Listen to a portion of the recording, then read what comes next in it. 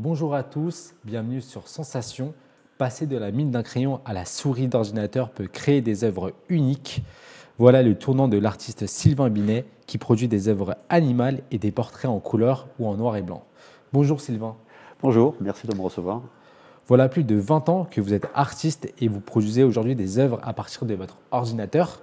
Avant de parler de vos œuvres, on va parler de votre carrière et de vos débuts. Comment l'art est entré dans votre vie? Déjà, le contexte familial y a contribué beaucoup parce que ma famille vit de l'artistique, hein, aussi bien la bande dessinée, la sculpture. Voilà, j'ai vraiment vécu dans un milieu artistique et tous les amis de mes parents vivaient de l'art aussi. Je pense que ça a beaucoup aidé. Ouais. Au départ, quels sont les modèles qui vont vous intéresser le plus et pourquoi? Au départ, quand on commence, moi j'ai commencé jeune, à l'âge de 8 ans, je dessinais déjà presque, je dessinais plus que je jouais avec mes Lego, mes Playmobil. Donc je dessinais au départ, je dessinais un peu tout, je recopiais. C'est ce qu'il faut faire d'ailleurs au début, c'est recopier pour apprendre le trait, tout ça. Et en vieillissant, je suis plus intéressé au surréalisme. C'est vraiment la période artistique qui m'a vraiment convaincu, quoi. Comment avez-vous justement trouvé vos modèles d'influence? Qu'est-ce qui vous a influencé pour vous lancer dans l'art? En fait, j'ai fait pas mal d'histoire de l'art, donc il y a plein de périodes dans l'histoire de l'art qui m'ont intéressé. J'ai aussi une belle culture street art, pop art. Moi, les gens comme Warhol m'ont vraiment beaucoup influencé, même leur façon de travailler avec les galeries.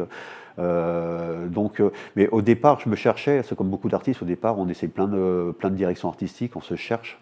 Et des fois, on peut se chercher très longtemps, c'est ce qui a été même mon cas, c'est que j'ai explosé artistiquement vers 45 ans.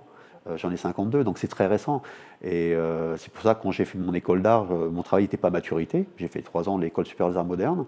Et je gagne ma vie, donc j'ai monté mon agence de communication pendant des années, comme affichiste. Donc j'ai fait des très très gros spectacles, comme Céline Dion, Danse avec les stars, Mozart le Baroque, enfin j'en ai beaucoup beaucoup. Et puis ouais, vers 45 ans, j'étais pas sur le réseau, je me mets sur le réseau, je poste quelques dessins que j'ai fait pendant tout ce temps-là, que j'ai jamais montré. Et je suis passé de 40 personnes à 40 000 personnes très vite. Donc j'ai vu que mon travail avait une résonance, une certaine résonance. Donc j'ai déposé tout de suite, comme je fais de la pub, ma marque, enfin mon nom en marque. Et puis c'est parti. Donc en fait, je refais une nouvelle carrière. À 45 ans, c'est parti très vite. Ouais. Notamment, comme vous le dites, au fil des années, avec l'émergence aussi du numérique, vous avez troqué la mine de votre crayon pour la souris. Pourquoi avoir choisi de créer à partir d'un logiciel artistique? Quand j'ai fait mon école d'art il y a 30 ans, le numérique n'existait pas, les ordinateurs étaient à peine en noir et blanc, les logiciels de dessin, ça n'existait pas du tout. Donc on a fait tout en traditionnel. Avant, je dessinais au pistolet à peinture, peinture à l'huile, toutes les techniques possibles. Et puis arrivé après des logiciels comme Painter, Photoshop, qui m'ont permis de troquer la mine par un stylo quand même. Hein. Je dessine maintenant directement sur l'écran de l'ordinateur, pas sur une tablette, hein, directement. Donc du coup, j'ai troqué la feuille par un support numérique. Donc évidemment, pour moi, il y a beaucoup d'avantages, parce que déjà, je peux revenir en arrière, un CTRL Z, Bob Z, suivant le matériel. J'ai pas de temps de séchage, ça sent bon, j'ai les mains propres, et comme je suis très productif, en fait, c'est un outil qui me convenait très bien dans ma façon de travailler. Et en fait, c'est la même technique, il faut juste s'approprier un peu le support, mais voilà, c'est juste le support qui change.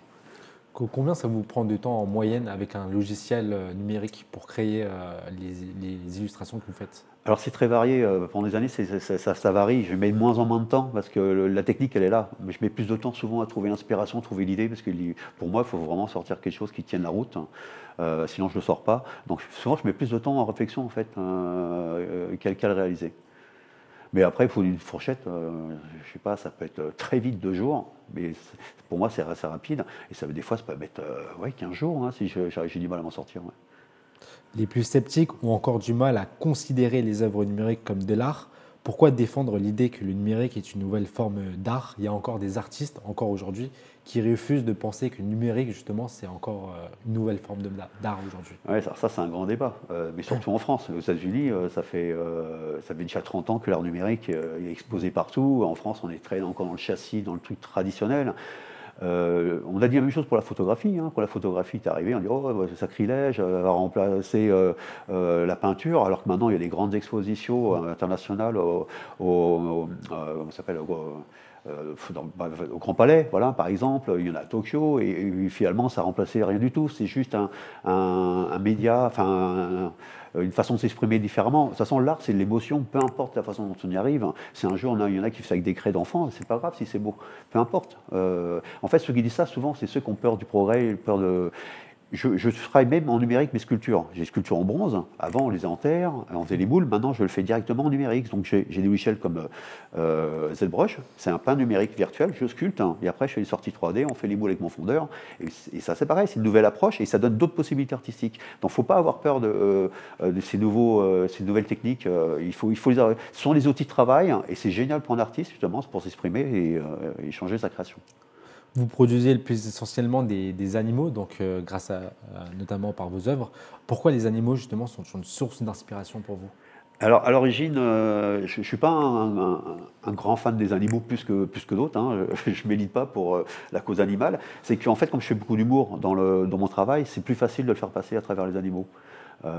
Ça fonctionne, ça parle aux gens. On a toujours un chat ou un chien, ou les gens qui aiment les éléphants. Donc, il y a toujours de l'interaction et ça fonctionne bien avec mon univers.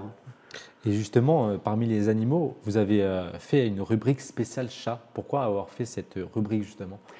Bah ça, c'est ce que j'ai. Il y a un hôtel pour chats qui m'a demandé ça. En fait, c'est un vrai hôtel pour chats. C'est-à-dire que les propriétaires, ils déposent leurs chats dans un hôtel de luxe, en fait. Hein. Ils ont une piscine pour les chats. C'est ça en Bretagne. C'est la première en Europe. Aux États-Unis, il y a 2-3 comme ça. C'est vraiment un hôtel de luxe. Et il m'a demandé pour sa boutique, pour sa déco, son hôtel. En fait, c'est un beau manoir, de faire toute la déco. Donc, je suis parti sur toute une série comme ça. Et puis, suite à ça, on a fait un petit livre qui s'appelle Les chats. On a fait vraiment un recueil de mon travail. Et pourquoi on crée justement ces animaux dans des situations que nous pouvons tous connaître au quotidien, comme on peut le voir dans votre livre? Est-ce qu'il y a là une personnification de l'humain? Bah, vous avez donné la réponse à la question, c'est que tout le monde peut se reconnaître dedans. C'est ça qui m'amuse. Et puis on se projette facilement. Ouais, c'est ça. Enfin, ça parle à tout le monde, les animaux en situation. Par exemple, quand je fais un chat qui se vautre sur un canapé, qui vous prend la place le soir quand vous avez regardé la télé, bon, tout le monde reconnaît ça. Donc moi, je pousse la caricature pour donner de l'humour, donner du sourire. Mais oui, c'est de l'observation. Et notamment, au-delà de vos œuvres, est-ce que vous faites quelque chose à côté, d'autres activités? Alors oui, j'ai développé, alors Sylvain Minet, comme je vous disais tout à l'heure, je l'ai développé en tant que marque. Donc je vous ai parlé de mes bronzes. J'ai aussi une gamme de maroquinerie, des sacs pour femmes, bowling, pochettes, mais toujours en petite série. Voilà, chez moi, c'est vraiment de l'exclusivité. J'en fais 4 ou maximum 10 sacs. J'ai une gamme de baskets pour femmes aussi, tout en cuir, dans un atelier à Lisbonne, un petit atelier. Je fais une gamme de t-shirts, j'ai des belles vestes pour les femmes, je fais des fauteuils, je récupère des fauteuils Louis XVI ou qu'on les refabrique d'origine. Et après, avec mon tapissier à Chartres, on fait la patine, on fait la création sur le tissu. Donc voilà, il y a vraiment plein de choses, il y a des coussins. Donc en fait, quand on arrive dans ma galerie à Chartres, c'est un showroom où il y a tout mon travail qui est exposé, quoi. Quels sont vos autres projets prévus pour cette année ou pour les années à venir? Alors, cette année, je prépare un livre d'art avec un journaliste automobile, Thomas Vetto, qui est de la région, sur les plus belles voitures mythiques, les sportifs, tout ça, avec ses textes à côté. Et c'est un livre qu'on va sortir pour Rétromobile 2025. Voilà, c'est prévu, ça sera l'événement à cette date. Et dernière question pour finir assez rapidement, si on a le temps. L'art, ça signifie quoi pour Sylvain Minet? Bah, l'art, pour moi, c'est l'air que je respire quand je me lève le matin. Moi, j'ai toujours fait un métier de passionné et j'ai la chance, en tant qu'artiste, d'avoir transformé la passion en métier. Et ça, je le souhaite à tout le monde. C'est-à-dire, quand je me lève le matin, je me réveille avec la banane. J'ai pas l'impression d'aller travailler.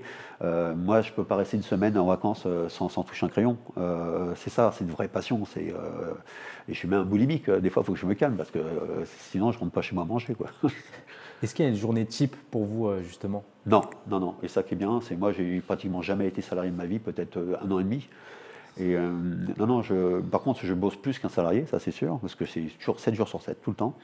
Pas forcément des horaires de 8 heures par jour, non, non, mais des fois ça peut être plus long, ça peut être plus court. Parce que l'inspiration, c'est pas, ça vient, pas en se levant le matin, toujours à 8 heures pile.